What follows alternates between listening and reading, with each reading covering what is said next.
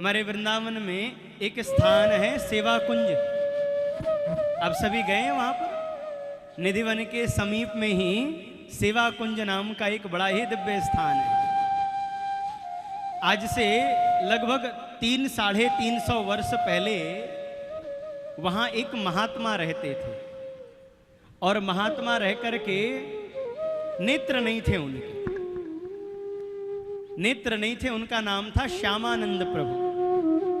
सेवा कुंज में रहते थे और सेवा कुंज में रह करके सोहनी किया करते थे, झाड़ू लगाया करते थे प्रातःकाल।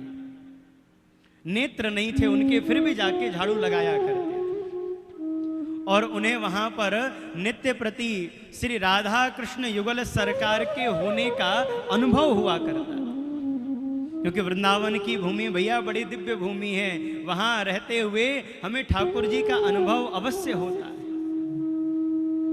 और महाराज वहां पर तो ठाकुर जी राधा रानी नित्य आकर के कोई न कोई लीला करते थे। एक दिन किशोरी जी अपने सखियों के साथ में, श्याम सुंदर के साथ में सेवा कुंज में पधारी। बहुत ध्यान से सुनिएगा आप लोग। एक दिन किशोरी जी अपने सखियों के साथ ठाकुर जी के साथ सेवा कुंज में पधारी और सबके साथ में बंधुओं वहां पर बड़ा दिव्य रास लीला का वर्णन हुआ, रास का विस्तार हुआ।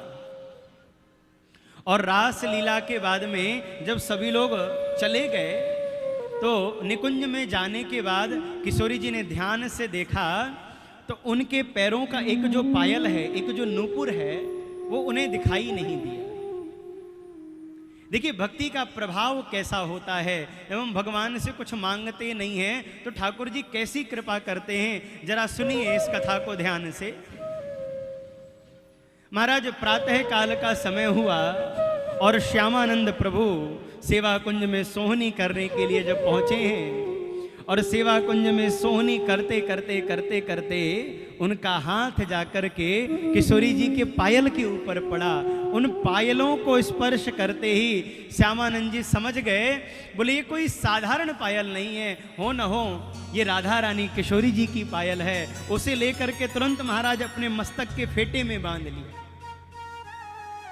बोले राधा रानी की पायल है तो राधा रानी लेने के लिए अवश्य आएंगी और राधा रानी लेने के लिए आएंगी तो मुझे उनका दर्शन भी होगा, मुझे उनका स्पर्श भी मिलेगा।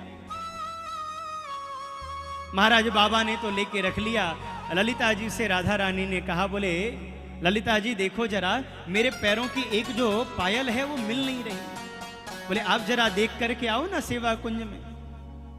ललिता जी एक बूढ़ी अम्मा का वेश धारण करके आई और आकर के देखा चारों ओर पायल कहीं दिखाई नहीं दी, वहां पर श्यामानंद प्रभु दिखाई दिए। श्यामानंद जी से जाकर के ललिता जी ने कहा, बोले बाबा तेने यहाँ पर सोहनी करते हुए कोई पायल देखी का? कोई पायल देखी का? हमारी एक बहू ही शाम को आई, भ्रमण कर रही, वाके पैरन ते पायल निकस के गिर गई। बाबा तो कहूं मिली हो तो मुंह को दे दे। ललिता जी की बात सुन करके श्यामानंद प्रभु ने अपने मस्तक के फेटे से पायल निकाल करके कहा, बोले ये वाली पायल है क्या? बोले हाँ बाबा यही पायल है, ला मुझे दे दे, ये मेरी बहू का पायल है। श्यामानंद जी कहने लग गए, मैं कैसे मानूं ये आपके बहू की पायल है? अरे आप अभी पायल लेके जाओ और कोई दूसरा आ जाए और कहने लग जाए ये मेरी पायल है, मैं उसको क्या जवाब दूंगा? बोले बाबा ये सब बात छोड़, एक बात बता कैसे मानेगा? बोले जिसके पैरों में ये पायल बधी हुई है उसको लेकर के आओ यहाँ पर, मैं एक हाथ से स्पर्श करूंगा और जान जाऊंगा कि उसी का ये पायल है तो दूसरे पैरों में अपने आप बांध दूंगा। ललिता जी समझ गई ये बाबा लीला इसीलिए कर रहा है क्योंकि राधा रानी का ये दर्शन करना चाहता है। ललिता जी ने बहुत समझाया। जब वो बाबा देने के लिए तैयार नहीं हुए, ललिता जी निकुंज में गईं और जाकर के श्री राधा रानी को मना करके लाई हैं। श्यामानंद जी से कहा, बोले बाबा तेरे सामने हमारी वही बहू आकर के खड़ी है, हमारी किशोरी जी आकर के खड़ी हैं। श्यामानंद प्रभु के नेत्र नहीं है लेकिन अनुभव खूब है। बाबा ने तुरंत जाकर के जब जिस पैरों में पायल है उनको पकड़ा, समझ गए ये तो किशोरी जी के ही चरण हैं और ये किशोरी जी के ही पायल हैं।